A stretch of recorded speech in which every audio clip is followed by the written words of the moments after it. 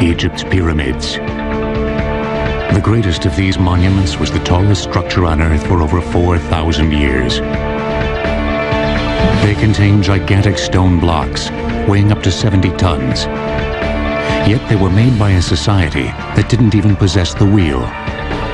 Now, Egyptian pyramids on Modern Marvels.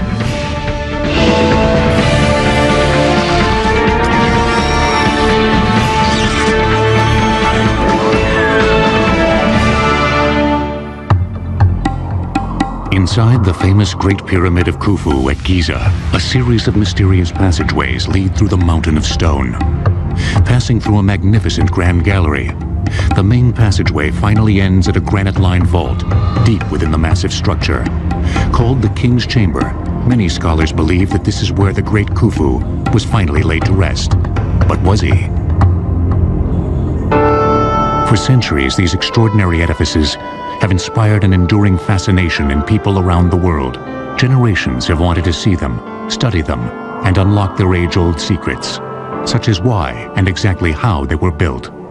And yet, despite the best efforts of researchers, the solutions to many questions surrounding the pyramids remain tantalizingly obscure. The lack of concrete evidence from ancient Egyptian sites has complicated the problem. Even the application of the most modern technology has failed to unravel all the mysteries. Recently, however, new theories have been proposed, which call some of the key generally accepted ideas about the pyramids into question, and that may indeed solve some of the riddles concerning these magnificent achievements. One of the first mysteries about the pyramids is their exact number. Nearly 100 have been discovered in Egypt. Surprisingly, however, at least 3 pyramids that are mentioned in inscriptions remain obscured by time and the relentless desert sands. It may seem surprising that pyramids have not been located yet, but over thousands of years, their superstructures may have been quarried away and all that's left is underground or may have been built over. Built during a span of almost 1,000 years, from approximately 2630 to 1640 BC, the pyramids stand as cultural and engineering marvels of staggering proportions. Not only are they incredibly magnificent structures, but of course they're also the few wonders of the ancient world to survive. The purpose of the pyramid is to serve as the king's tomb, but that's only the beginning because we have to understand why the king of Egypt needed to have a tomb quite like that. The pyramid is the architectural realization of the king's ascent to the sun. That was the king's after-death fate. The pyramid is the spot in which that great transformation takes place, in which the king is reborn. An ancient Arab proverb reads, "Man fears time, but time fears the pyramids." And yet the so-called golden age of pyramid building lasted for only 150 years, during the 4th dynasty of the Egyptian Old Kingdom. And the greatest of the pyramids, those on the Giza plateau near Cairo, were constructed over a span of only 3 generations. Remarkable engineering achievements in their own right, the pyramids were also the centerpieces of often vast complexes of temples and smaller tombs, called necropolis. The word necropolis literally means city of the dead. So with the pyramid itself, we only have the monument over the king's tomb. Attached to the pyramid is a temple. Then there's a long causeway that leads to the valley where there's another temple. Offerings are presented to the statues of the king in this temple. There is enormous staff that's involved for the upkeep of the temple. The legendary Sphinx, also at Giza, is part of one of these necropolis. That built around the pyramid of King Khufu's son, Khafre. We may know the reason why the pyramids were built, but the origin of their specific shape is still uncertain. The earliest Egyptian burials involved placing the body in a shallow pit, then covering it with a large rock or mound of stones. These not only served to keep jackals from digging up the dead, but also were probably meant to represent the primordial mound from which the Egyptians believed all life sprang. The ancient Egyptians were oriented towards the Nile, which was the source of their life and their sustenance. And the Nile used to flood every year. After that was over, when the floods would recede, the land would become visible again. So that became a metaphor for creation. So the primeval mound was the first time the first land began to be seen, when the first waters, the primeval waters, had begun to recede. And it was upon this primeval mound that the sun rose for the first time. Then this mound actually is the pyramid. It represents the primeval mound, that the god created whole Egypt through this mound. The symbol of this primordial mound was the sacred benben, a pyramidal-shaped stone that most Egyptologists believe would later influence the form of the pyramids. And in the top of the pyramid, the capstone is the benben. Then the capstone, that they put it in the top of the pyramid, and they cased it with electrum, white gold and yellow gold. And that capstone is a symbol that the pyramid is finished. But some other scholars cite additional influences for the shape of the pyramids. One Egyptologist has a provocative new theory, based on a migration of desert people into the Nile Valley over 5,000 years ago, at exactly the time when pyramids began to be built. According to the theory, the newcomers brought knowledge of the desert landscape with them that might have affected the pyramid's form. A very important thing in the Western Desert is the fact that the only landforms that persist everywhere are conical or pyramidal landforms. Pointed hills is the main persisting landscape. These are three conical structures in the middle of the desert, some 300 miles west of the Nile. The ancient Egyptians would have seen these things and would have wanted to build their structures that would remain in the windy environment in that form.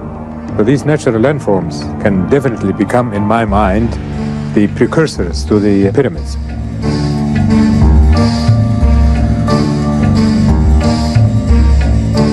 But before actual pyramids were built, Egyptian tombs went through another stage of development, the mastaba.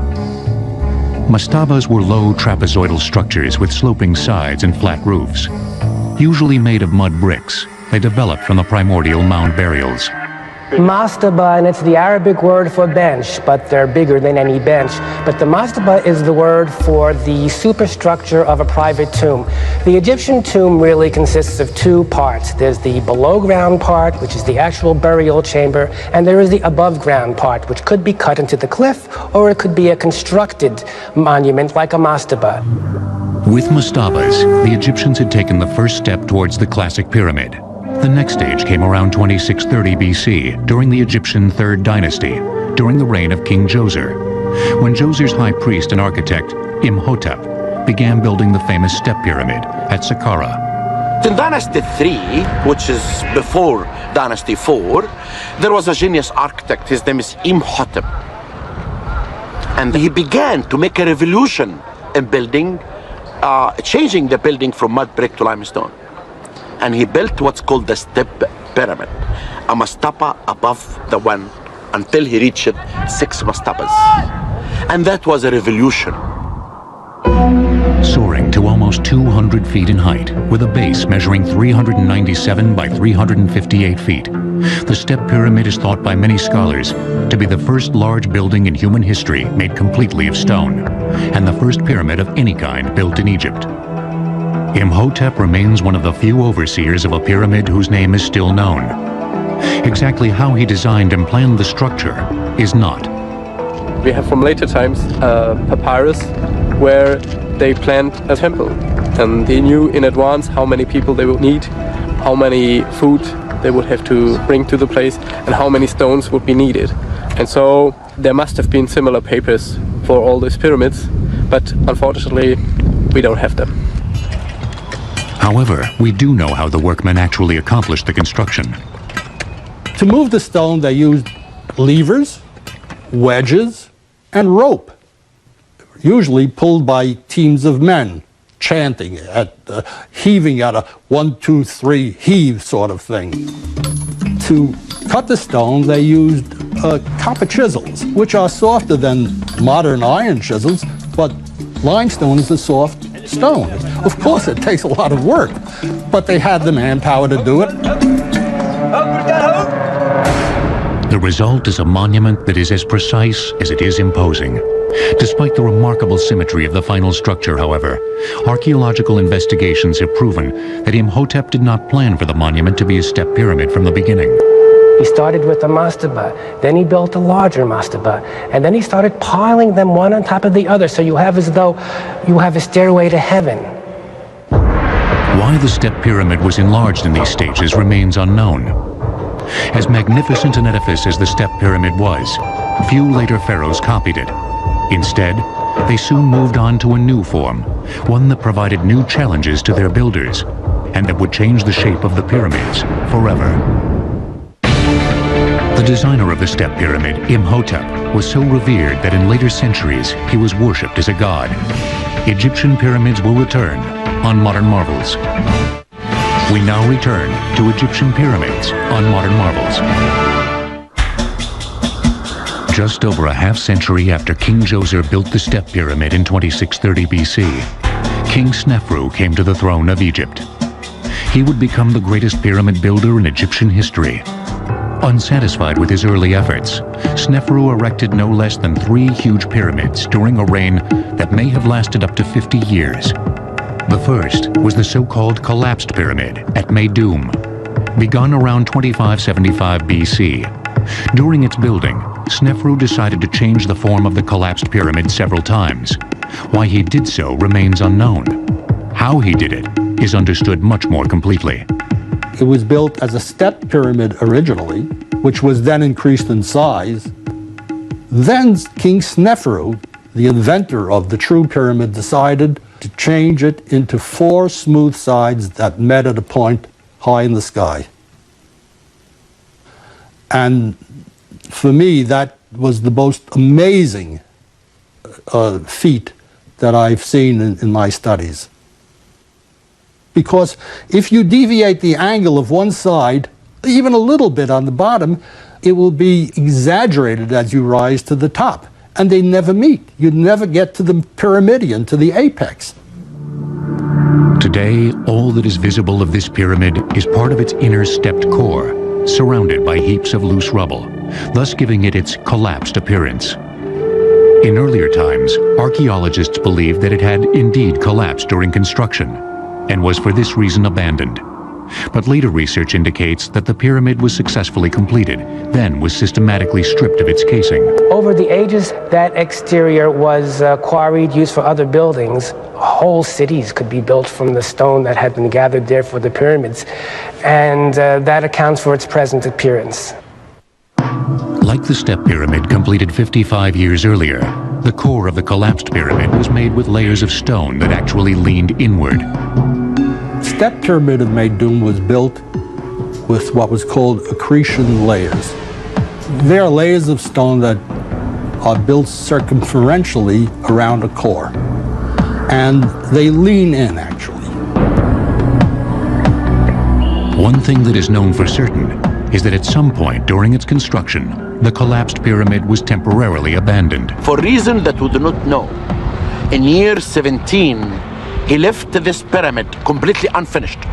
And he built in Dahshur the pyramid that we call it now the Bent Pyramid. The Bent Pyramid is really constructed. They started 54 degrees and they could not continue. They had to switch the angle. The Bent was the first pyramid designed from the beginning to be a true smooth-sided pyramid. Part of the reason it still looks that way is because, unlike almost all the other pyramids, most of its exterior casing stones remain in place. With a base measuring 617 feet square and a height of 345 feet, the Bent Pyramid is considerably larger than both the collapsed pyramid and the step pyramid. However, soon after construction began, problems appeared, problems that are still visible in the structure today. They built up ways and discovered that cracks were beginning to form, internally and externally. So about halfway up, they changed the angle of the rise of the sides. The problem was the pyramid was built on a clay subsoil. It couldn't support the weight of the pyramid, and that was the reason for the cracking, but they didn't know it at the time. The method of laying the masonry on the upper portion of the pyramid was also modified. Instead of the earlier technique of the stones leaning inward to match the angle of the outer slope, the later courses were assembled in nearly horizontal layers. This was not only easier to accomplish for the workers and masons who built the pyramid, but also made the structure far more stable. With these engineering lessons learned, Snefru then undertook the building of a brand new pyramid, one that is still hailed as among the most beautiful and perfect pyramids ever constructed, the Red Pyramid. They went just 1 kilometer to the north and built this massive stone building behind us, which is called the Red Pyramid, because of its appearance, which is better to be seen in the morning light when all these stones really have a red touch.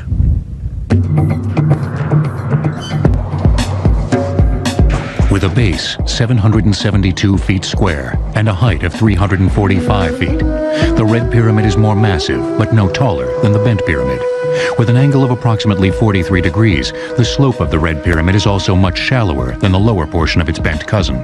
The angle was an attempt to copy the upper angle of the Bent Pyramid because they felt that that was the safest angle to build a pyramid with. But structurally, the Red Pyramid's most important feature was the way in which its stones were assembled. The Red Pyramid was an advance over the earlier pyramids because the entire pyramid was built with courses of horizontal stone, much more stable structure. All the forces are directly down instead of angled outwardly. The Red Pyramid of Snefru is the first pyramid that is actually a perfect pyramid, that has achieved the pure abstract pyramidal form. No one knows exactly why Snefru built this edifice, but archaeologists have speculated that he wanted his final resting place to be an ideal expression of the pyramid, and the Red Pyramid is certainly that. With the construction of the Red Pyramid, all the major engineering and structural elements of the classic pyramid were put in place. The stage was set for Snefru's son, Khufu, to build the greatest pyramid of them all. Taken together, the three pyramids built by King Snefru contain a volume of stone almost 1 million cubic meters greater than the Great Pyramid. Egyptian pyramids will return on Modern Marvels. We now return to Egyptian pyramids on Modern Marvels.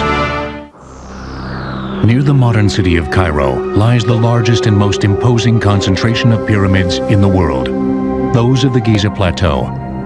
They include the biggest of them all, the Great Pyramid of Khufu, begun around 2551 BC, the Pyramid of Khufu's son, Khafre, the Pyramid of Khufu's grandson, Menkaure, several smaller pyramids called Queen's Pyramids, and the legendary Sphinx. The site of Giza was uniquely suited for the construction of pyramids. It has the best quality of limestone. It's about 300 feet above the sea level. It's a perfect place. It have the best quality of the stones. And this type of stones never existed any place else.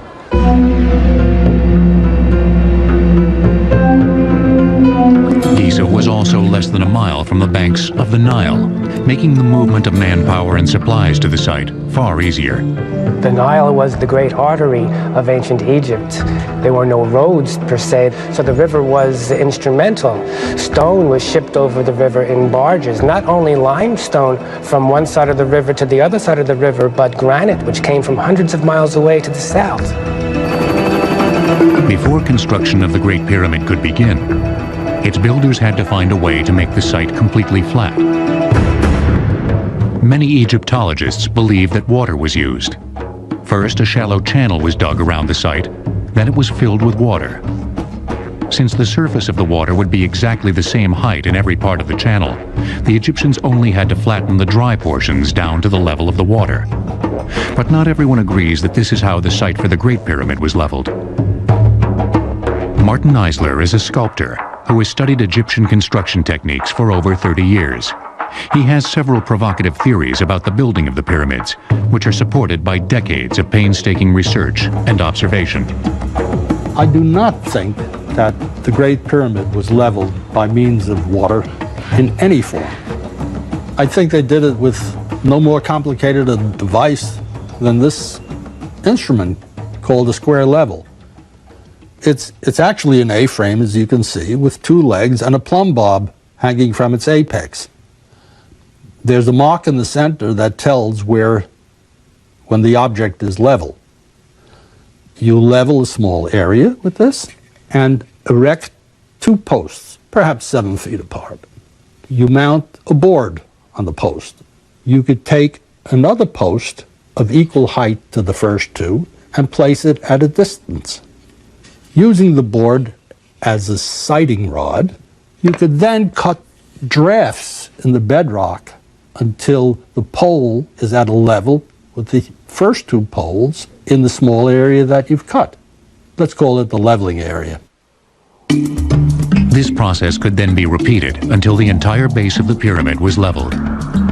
Yet while experts may disagree on the methods used to level the Great Pyramid, they all agree that the results were remarkable. They did an astonishing job on leveling the Great Pyramid.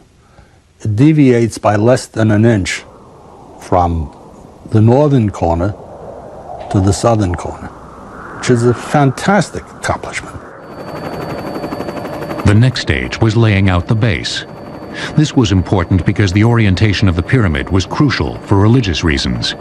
You often read about how closely the pyramids are aligned to the cardinal points, north, south, east, and west.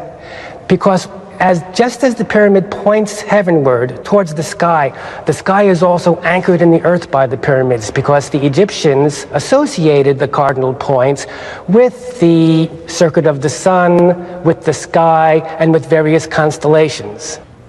The generally accepted theory is that the pyramids were oriented using stellar observations.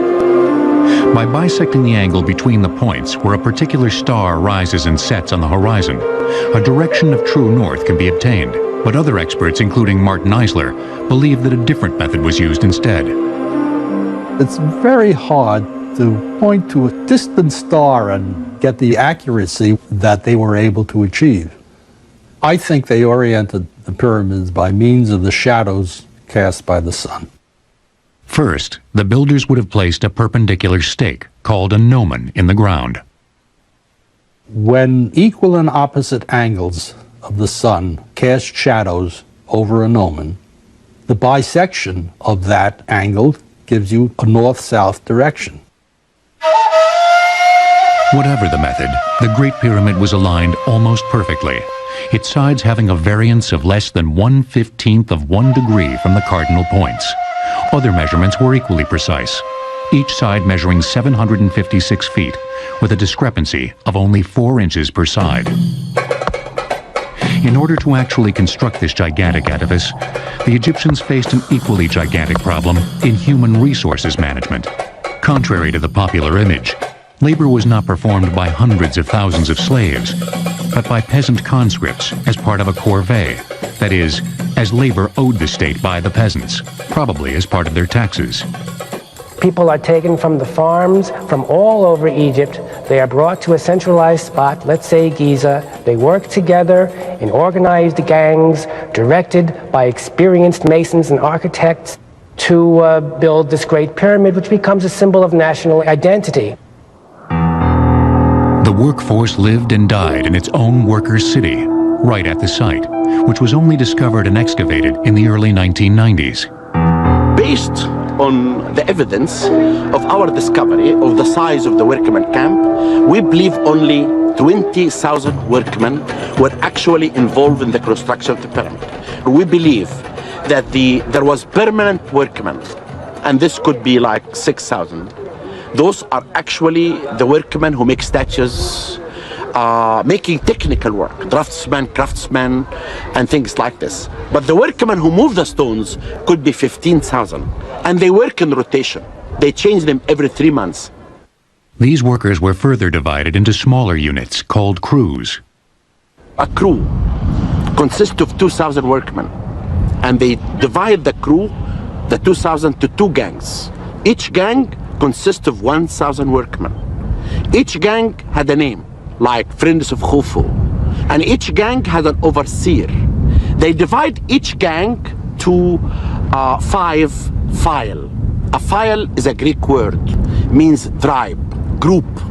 Each group consists of 200 workmen, and they had names like Great Ones, Green Ones, and after that they divide them to small units, 10 to 12 workmen. Near the workers' quarters, their graveyard has also been discovered. One of the overseers' tombs was even made in the form of a small pyramid, complete with an underground passageway and burial chamber. The overseers lived a relatively long life, but the common laborers who died at the site did so at significantly younger ages. All the age of the workmen were between 30 to 35 years old. But the artisans, their ages were between 40 to 45. And this gives us an idea about the levels of the workers' community. The artisans were not carrying stones, were not pulling up stones, they just carving, and it was a light work. But these people who were buried down, they worked in hard work in constructing the pyramids. The workers were kept supplied by a small army of merchants and tradesmen who transported their goods to Giza by boat. Also, in order to feed them, farms have to be established, new areas of land have to be cultivated in order to do this. There has to be a means of taking the products, the food, and getting them to Giza and storing them there and redistributing them. But immense projects such as the Great Pyramid had far larger effects than simply building a monument for a dead king. In some ways, you can say that the Great Pyramid building projects built the Egyptian state because an enormous amount of organization was involved. It was their space program. It was the Apollo program of the past, where get all of these people to work together so they can feel great and they can have an accomplishment. And they did, and it became one country since then. It would be this workforce that would complete the largest engineering project yet undertaken in human history. The ancient Greek historian Herodotus reported incorrectly that the Great Pyramid was built by shifts of 100,000 slaves, and that King Khufu forced his daughter into prostitution to help pay for the massive project. Egyptian pyramids will return on Modern Marvels. We now return to Egyptian pyramids on Modern Marvels.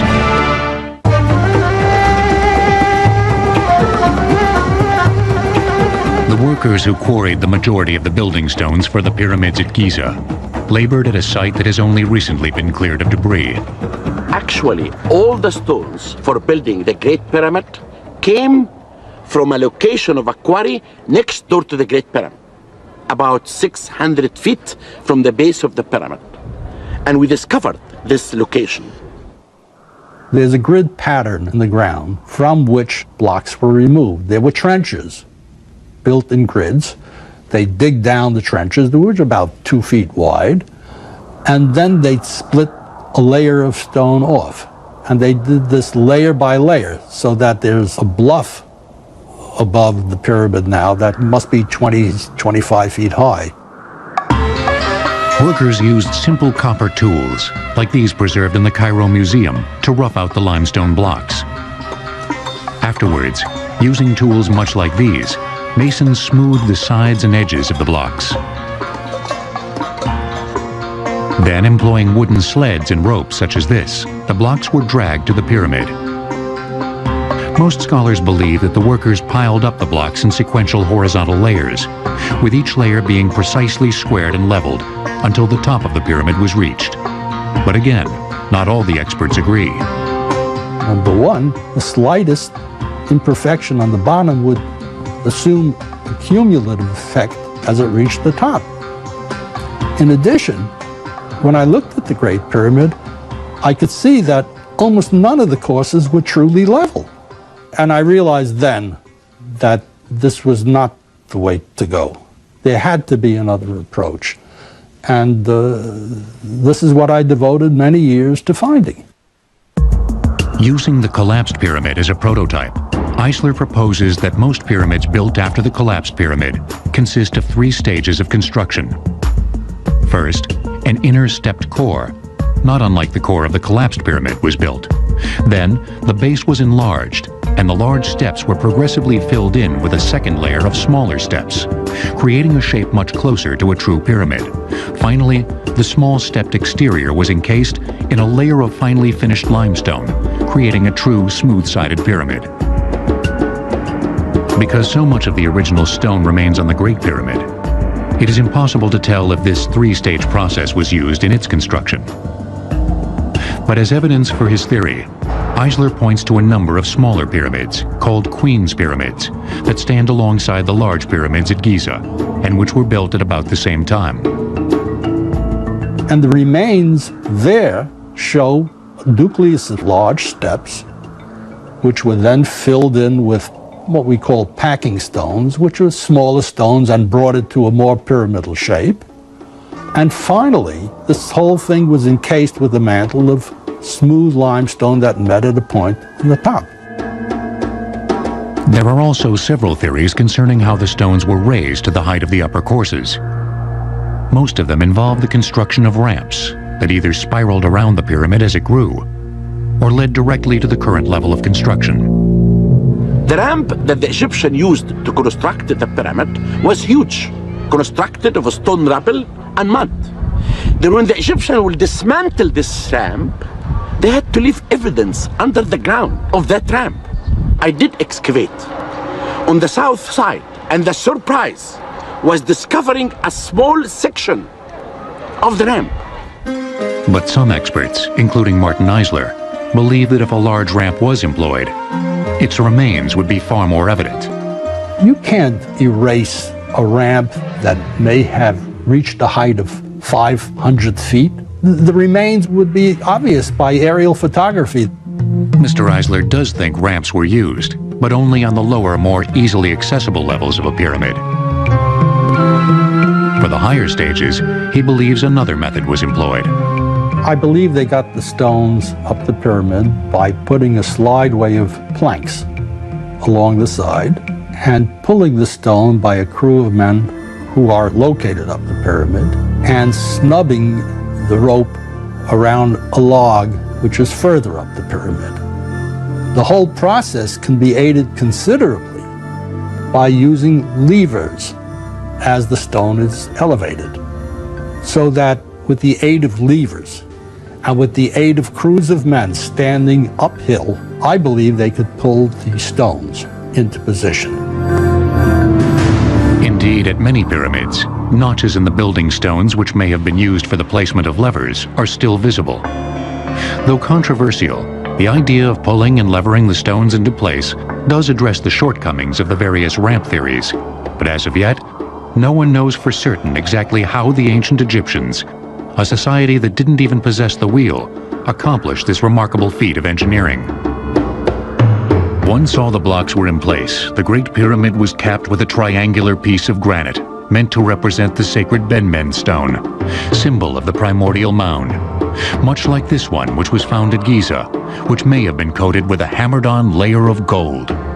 Then, using the same methods that were employed to raise and place the other stones, the body of the pyramid was covered with a casing of fine white limestone.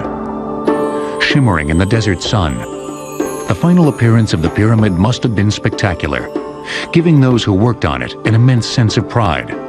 Its final height was 481 feet, making it the tallest structure in the world until the Cologne Cathedral of Germany topped it in 1880. The pyramid contains an estimated 2.3 million blocks of stone, each weighing up to 2.5 tons. Many archaeologists believe that the entire process took almost 23 years.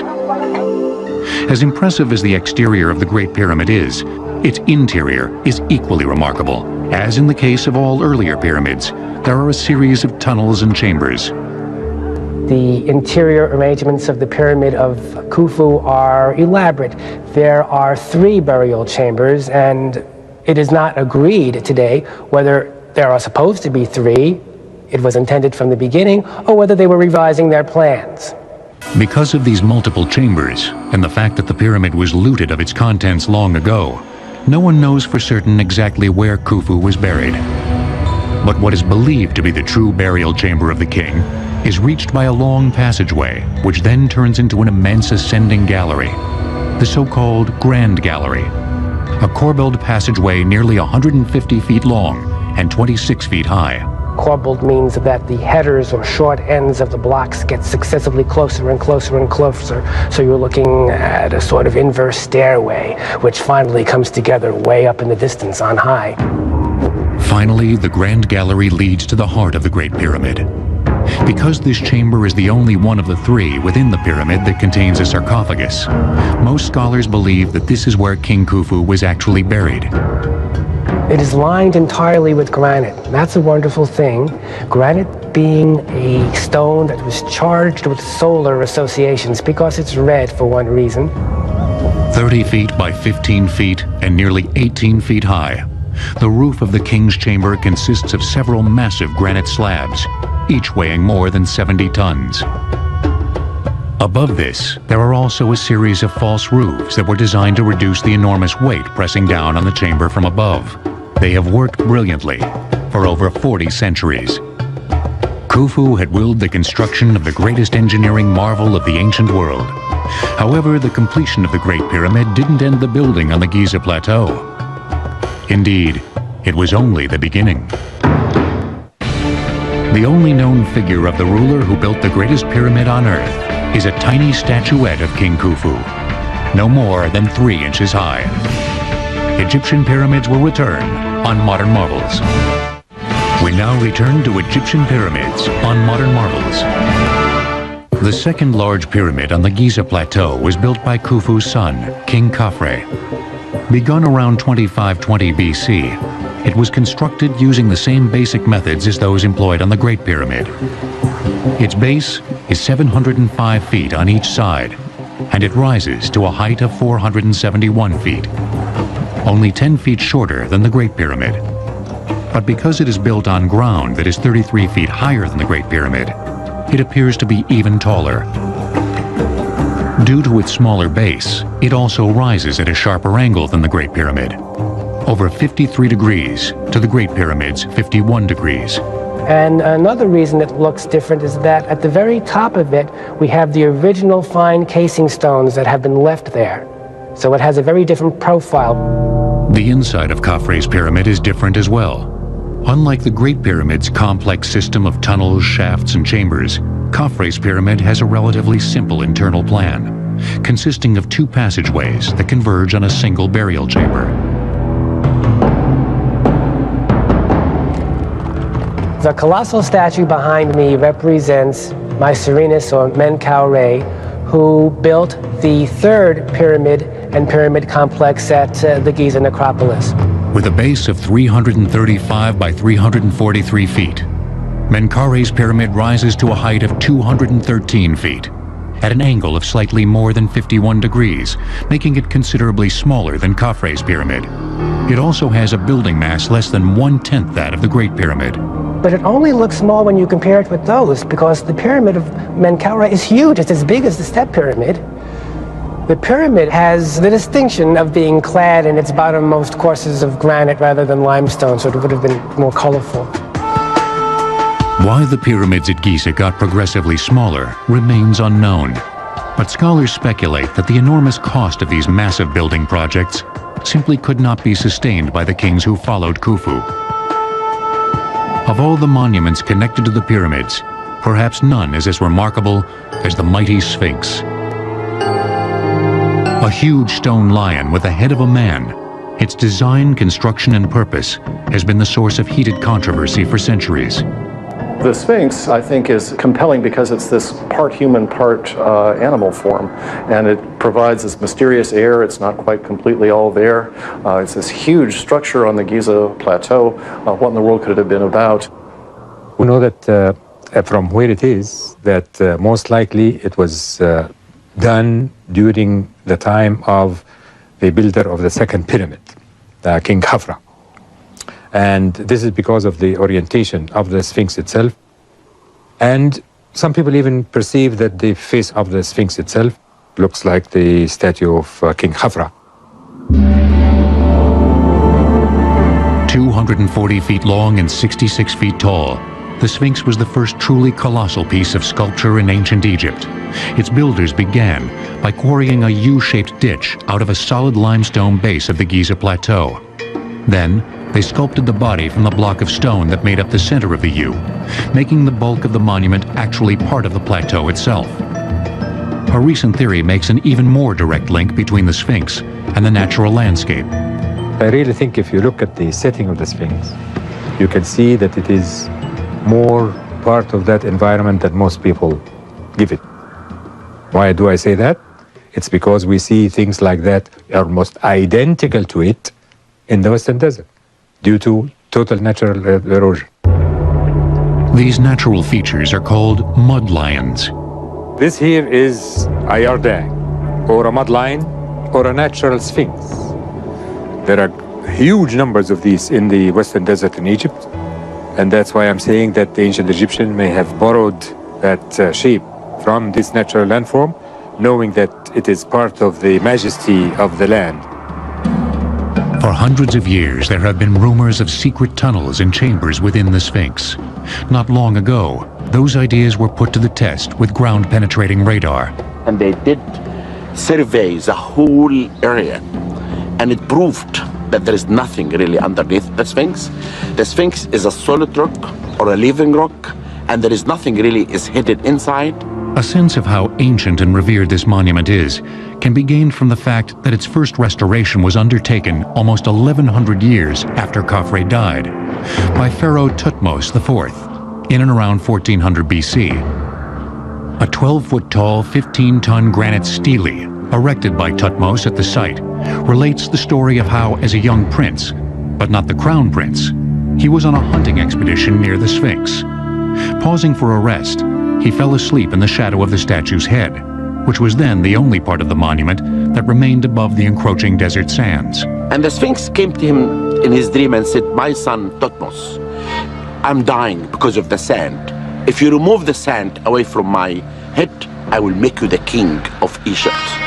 And this prince actually became the king of Egypt. Then Thutmose, as a matter of fact, is the first archaeologist on earth.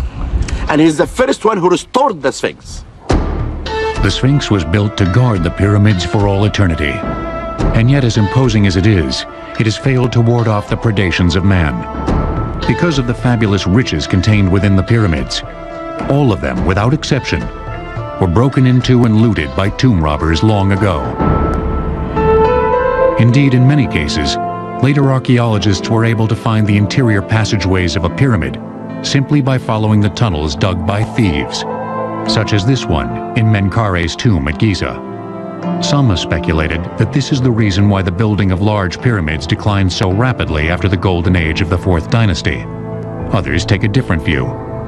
I personally believe that they stopped doing the pyramids because the country was unified.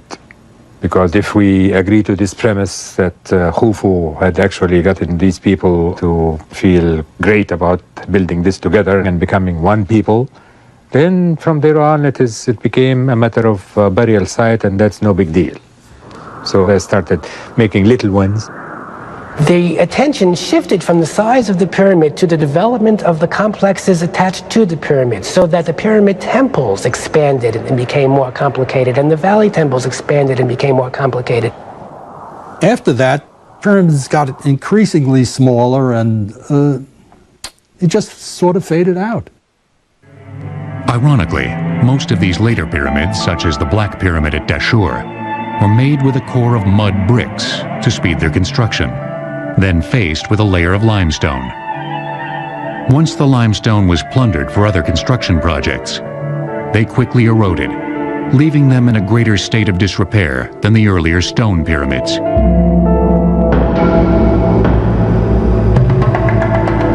As long as the pyramids have stood, and as much as they have been studied, new research promises to unravel even more of their ancient riddles. New techniques of analysis and investigation are developed and can be applied, and we find out new things all the time because of that. So that the pyramid field is never exhausted. Yet, even as new theories are examined and old ones discarded, the pyramids will continue to maintain their compelling allure. I remember when I first saw the pyramids, it was in fact as a graduate student. I was flying in to do research, and our plane passed over them, and I saw them from the air, and I got to admit, I got teary-eyed. And I'm sure that we'll know more, because I always say to people that you never know what the sand of Egypt might hide of secrets. Some secrets of the pyramids may remain locked within their stony embrace until even they succumb to the passage of time. But even as new knowledge sheds light on their ancient mysteries, the Egyptian pyramids will remain as eternal monuments, not only to a bygone era, but to the boundless ambition and ingenuity of humankind.